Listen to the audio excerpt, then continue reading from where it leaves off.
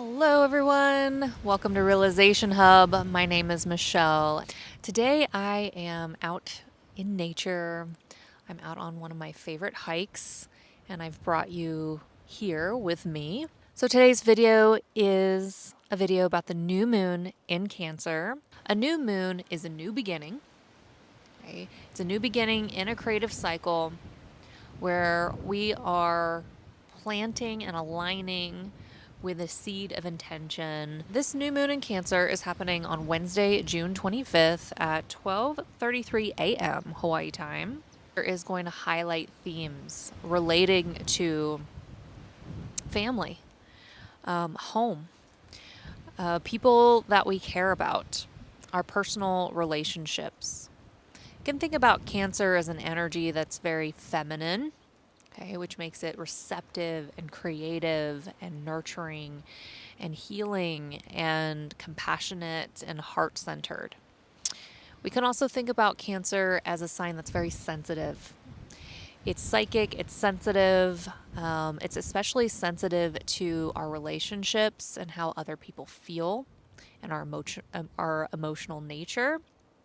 It can highlight some of our own cyclic nature, our habits, our patterns, our subconscious patterns, the patterns and our rhythms that occur within our body, the initiative action we take on an intuitive level or an emotional level that brings us closer to healing, that brings us closer to emotional security, that brings us closer to connection and love. It's going to be conjuncting Jupiter. Now, Jupiter is the planet of abundance. It's the planet of growth and expansion and luck and opportunity and our experiential learning and even long distance travel and foreign cultures. And so this new moon could be putting an emphasis on our overall opportunities, luck, abundance, expansion, growth that occurs within our own relationships, especially those relationships that we hold dear to our hearts, the relationships that we consider a family, our chosen family, or our ancestral family. So this is a very benevolent new beginning in that it is conjunct Jupiter. This is a very big new beginning. When Jupiter is involved, it expands everything. It makes things very obvious to us. And although Mercury is not going to be in a conjunction with the new moon, Mercury will be in Cancer.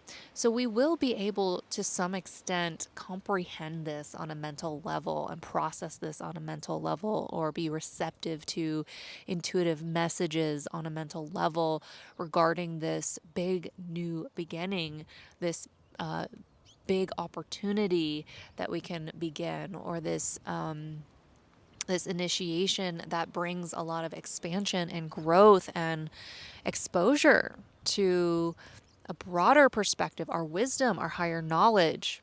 The caveat to this new moon is that it's going to be in a square with Saturn and Neptune that have just entered Aries.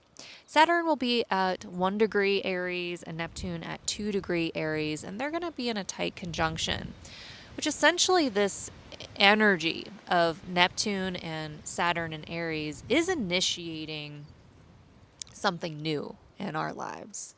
It is bringing in something new, maybe something that we haven't done before, some area of our lives that we have yet to explore.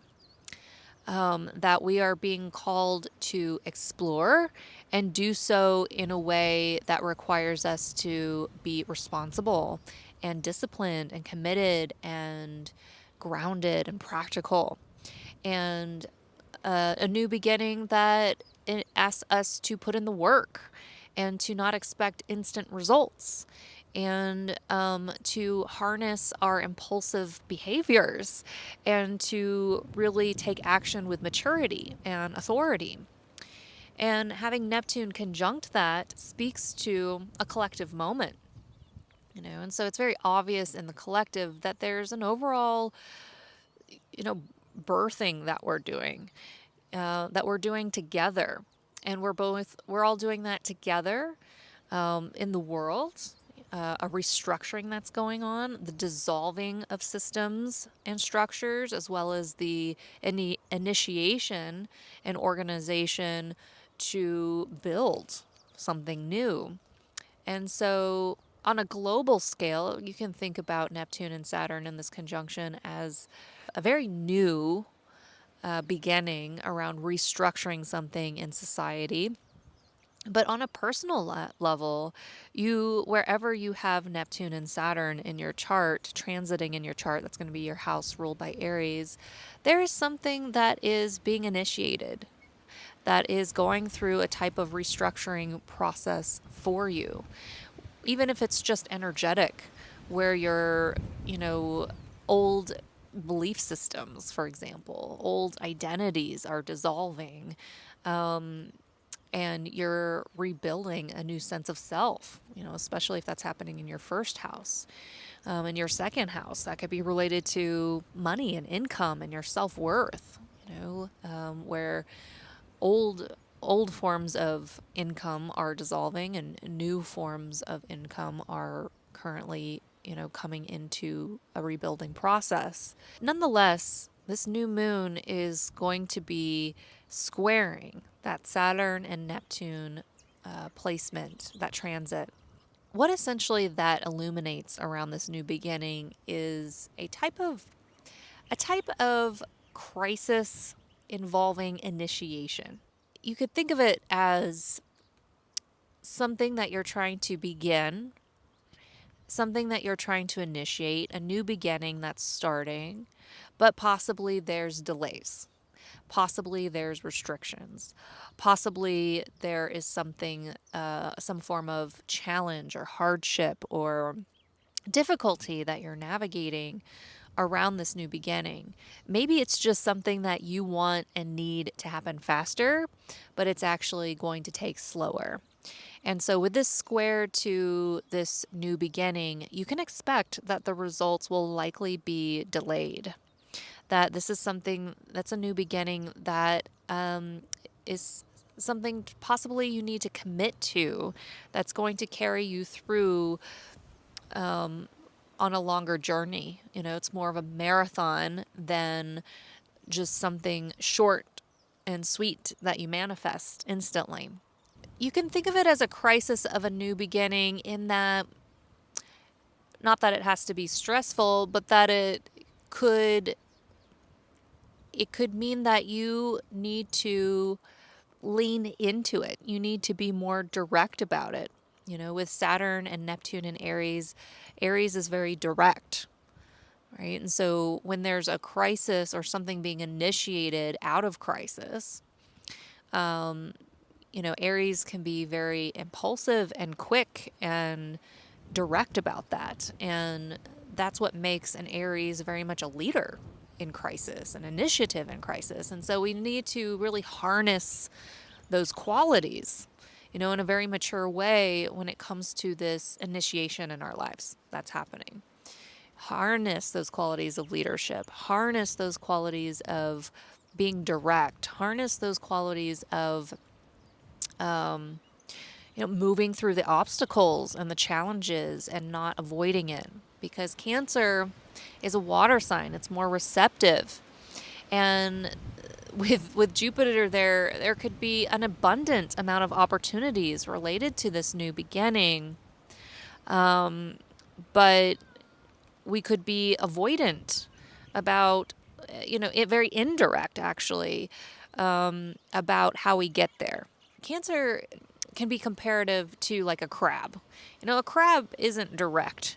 It does move around, but it's going zigzag, it's going from side to side. And so most likely we're going to have a challenge here with this new beginning, and that we may or may not be able to approach it as direct. We need to be direct about it, but we also may have to approach it kind of indirectly, like a zigzag kind of way, And so those are two qualities that you likely have to integrate and kind of cultivate at the same time in this new beginning. There might be the desire to want to approach things more directly, but the need to be a little bit more indirect in order to reach those goals. This new beginning is asking us to lean into that initiation, whatever it is, to be mature about it, to be empathetic and creative about it, to be sensitive, to harness emotional intelligence and express our emotions in a mature way. As much as Jupiter's there, we could go overboard a little bit with our generosity and forget the wisdom of saying no. And so this new moon could also bring about moments in which we might need to be a little bit more aware of our blind spots, where possibly there could be a lot of opportunities, a lot of growth, a lot of experiences, and the need to be discerning, around what you need to say yes to, what you need to say no to, and overall just trusting the unknown and trusting maybe a period of time in which there's a bit of uncertainty or unpredictability or transition that you might be in, and really aligning with your spirituality or your soul and where your soul wants to go could be more clarifying. On a human level, you could come into tons of opportunities and lots of different options. And if you're not aligned with your soul, then it could be distracting. It could be overwhelming. It could take you on detours. You could go to a dead end, right? Aligning with your soul, aligning with your higher power, aligning with, what you might call your divinity or higher source is going to be really important to help you navigate things. This new moon does have a bit of a blind spot, and so when it comes to this creative cycle, there's an inconjunction with Pluto.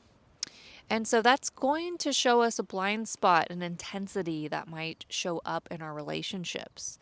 Pluto can bring very deep and complex emotions, very deep and complex thinking, actually. With Pluto and Aquarius, there could be really ahead of our time kind of mentality. You could come across people that are really deep and complex and kind of fixed in their thinking, but also in some ways a genius, or in some ways ahead of their time, or in some ways holding a very alternative perspective that's not necessarily fit in the box kind of perspective. And on an emotional level, there could be very deep and complex things to navigate with those types of relationships. Expressing our emotions in an appropriate way, practicing maturity and emotional intelligence, and our boundaries, especially with Jupiter here in this in conjunction, our boundaries. Pluto can bring not just intensity and deep and complex emotional experiences with each other, but it can also bring out like power and control dynamics, manipulative tendencies. And this is where we need to be aware of our boundaries, aware of our emotional boundaries, especially, and harness maturity and leadership, and generally, be open to opportunity, but like mature in the way we initiate and take lead in our lives. And so, that's something to keep in mind as you navigate this expansion that's happening in our personal relationships, is to be aware of your boundaries, be aware of your emotional intelligence, be aware of complex dynamics. Be aware of out of the box kind of thinking and perspectives, and where we can learn and grow from each other. This new moon also has a trine with Vesta and Lilith, and Vesta is like the asteroid and the priestess of our sacred inner flame. And this could bring a lot of passion to what we do and alchemy to what we do. And that's going to be in Scorpio, and it's going to be kind of in a conjunction, like a 5-degree conjunction with Lilith. So it's blending its energies with Lilith.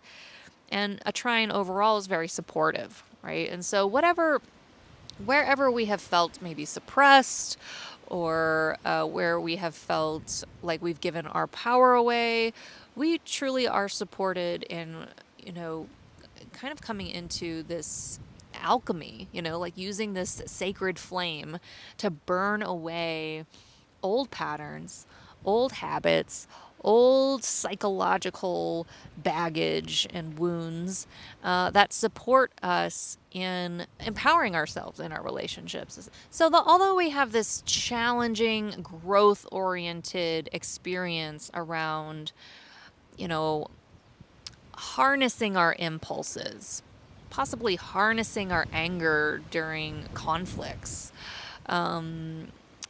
in a mature way, and being responsible and being committed and being willing to put in the work and, mature about delays and the results that we get and the overall restructuring that we're doing in our lives. At the same time, we need to be emotionally receptive, emotionally intelligent, boundaried, and embrace the beautiful opportunities and the beautiful blessings that we can get in our relationships.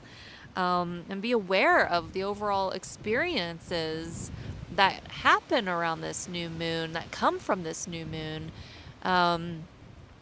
because they can be incredibly expansive. Now, because we have that challenge, I do want to speak to something that we can work with in this new moon that can help us with this challenge. And that's that this new moon is in a sextile to Mars. And Mars will actually be in Virgo at the 4th degree. And it's going to be in a sextile to this new moon. So we definitely have supportive opportunities to be discerning in our conflicts, to pay attention to important details, to be more growth oriented, to be more oriented towards improvement, to be organized, to bring order to chaos, to get organized, to purify, through this conflict. Like if there's conflict that comes up, or power struggles that come up, or just complex and deep things to navigate on an emotional or personal level, we have the opportunity to show up very practically, to show up as grounded and practically as you can, to be very ordered, to be organized, to pay attention to details, to be discerning, and to use that critical thinking for improvement and editing versus breaking each other down, for example.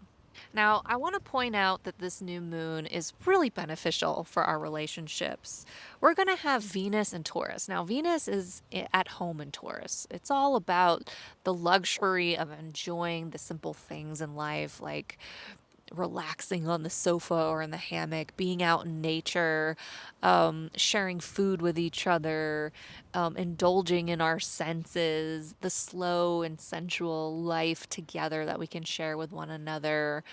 Sitting around the table and eating a good meal, enjoying, relaxing and calming entertainment, with each other. Like, there's a steadiness with Venus in Taurus. There's a loyalty, there's a fixed quality of it being grounded and practical, and where our foundations together can be really solid. Yeah, Venus is going to be in a sextile to the North Node and in a trine to the South Node. So something fated is happening with this new moon cycle. in our relationship. Something fated is happening. Whenever we have a planet aspecting or having a conversation with the North Node or the South Node, there's some kind of alignment that's occurring.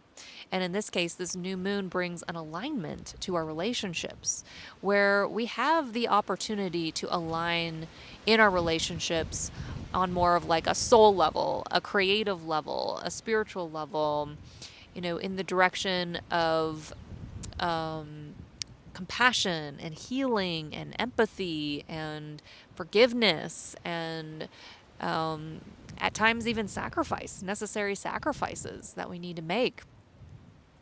And at the same time, we have a very supportive energy going to the South Node, where we can use these gifts of discernment and being practical and detail oriented and paying attention to details and, bringing order into our relationships, improving our relationships, and especially serving our relationships in a very practical way.